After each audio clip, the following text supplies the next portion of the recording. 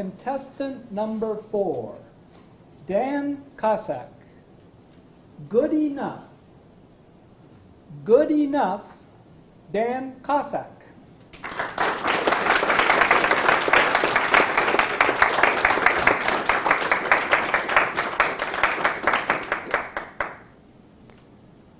When I was a young boy in junior high school, my favorite subjects were math and science.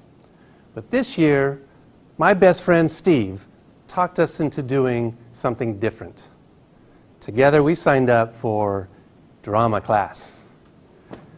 Now there are only 2 kinds of people who take drama class. One is the outgoing, extroverted kind that loves the attention. And the other is the shy, introverted kind that would never take drama class, except his best friend, Steve, talked him into it. Mr. Toastmaster, fellow Toastmasters and guests, and my beautiful wife, I was that shy young boy in junior high. Now, I wasn't always a shy young boy in junior high. Before that, I was a shy little boy in grade school. But before that, I wasn't shy at all. In fact, when I was 5 years old, I remember my favorite thing to do was to take my parents' Elvis Presley records, put that on the record player, and just sing at the top of my lungs. I had my fake microphone, and I stood on my stage and gave the best performance of my life to my entire fan base. My mom.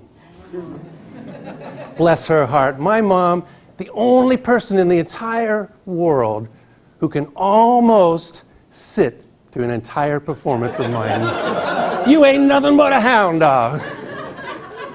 Everyone else, including my best friend Steve, thought I wasn't very good. Have you ever wanted to do something so bad that it hurts right here?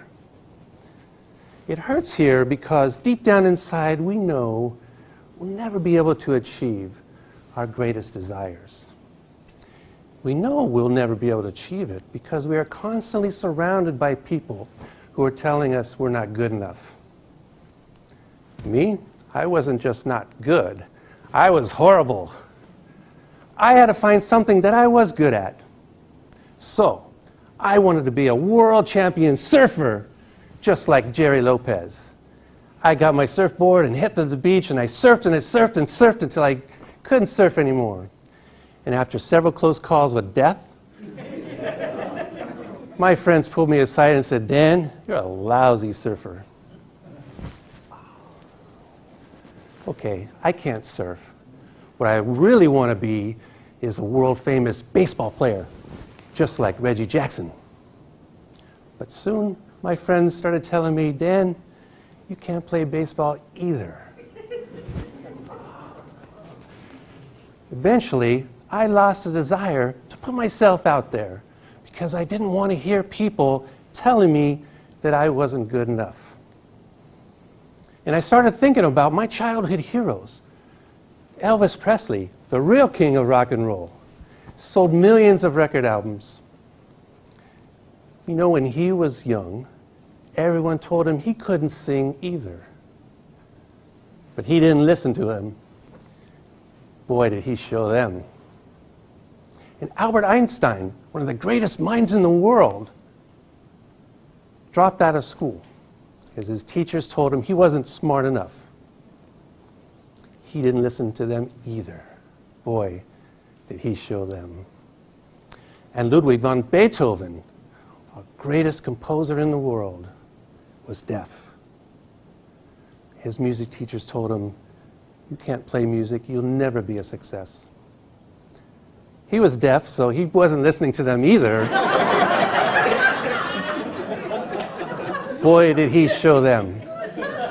I thought, I can do that. I'm pretty good at not listening to people. It's a little more difficult than you think.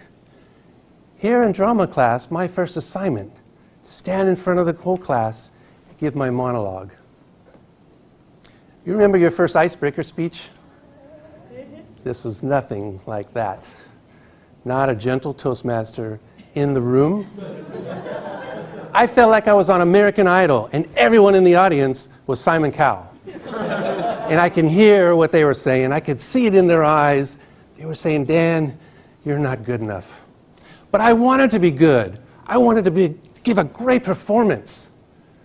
But I felt I wasn't good enough. All I wanted to do was crawl up in a little ball and die. And then my friend Steve walked up afterwards, looked at my bleeding heart there on the floor. He picked that up and said, Dan, you were pretty good. And everyone else started to come up to me and said, Dan, you're good. Did you hear that? I was good. I finally was good at something. But was I good enough? Well, obviously today I'm not a world-famous movie star, although I could have been.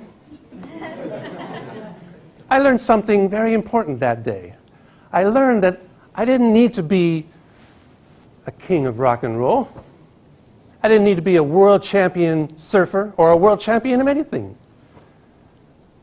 I just needed someone to tell me that I was good enough. And I learned that you only have to be good enough for the most important person in your life. I just needed to be good enough for me. And being good enough for me, I discovered what I was really good at, math and science. And I turned that into a very successful career. So if there is something that you'd really love to do in your life, don't be afraid to go out and do it. And don't listen to those people who tell you that you're not good enough. Because you know what? I think you are good enough too. Mr. Toastmaster.